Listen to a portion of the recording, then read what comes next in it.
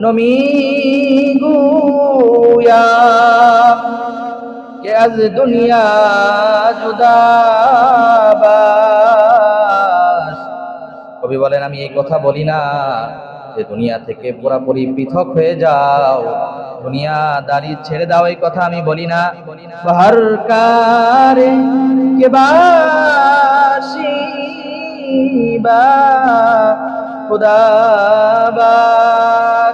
বান্দারে দুনিয়াতে চলবা, দুনিয়াতে থাকবা, দুনিয়া নিয়ে বসবাস করবা, কিন্তু দুনিয়াকে নিজের অন্তরের মধ্যে জায়গা দেওয়া যাবে না। দুনিয়ার প্রত্যেকটা কাজ কর্মে আমি আল্লাহর কথা অনুযায়ী, আমি আল্লাহর বিধান অনুযায়ী চলবা। দুনিয়াকে একবার পৃথক, দুনিয়াদারি একবারে ছেড়ে দেন, এই কথা কেউ বলে না, আল্লাহও বলে না। আল্লাহ কালামুল্লাহর মধ্যে বলেন ফাসআউ ইলা যিকরিল্লাহ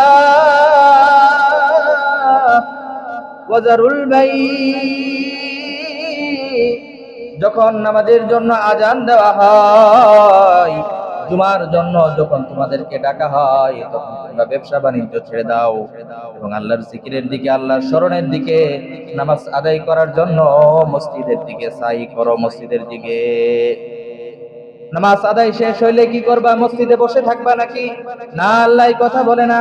ফাইদা কুদিয়াতিস সালাতু ফান্তাশিরু ফিল আরদ। যখন নামাজ আদায় শেষ হয়ে যাবে, তখন বান্দা জমিনের মধ্যে, আরদের মধ্যে তোমরা ছড়িয়ে ছিটিয়ে পড়ো।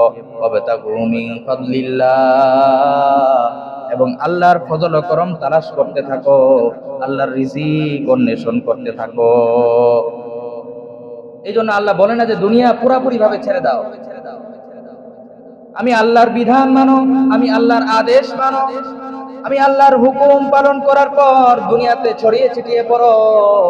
তাহলে বান্দা দুনিয়াদারি করবা, দুনিয়ার কাজ করবা, ব্যবসা বাণিজ্য করবা, চাকরি বাকরি করবা, খেতে খাবারে কাজ করবা, প্রত্যেকটা কাজকে আমি আল্লাহ সওয়াবের মধ্যে গণ্য করে দিব। চিৎকার দিয়ে বলেন না সুবহানাল্লাহ।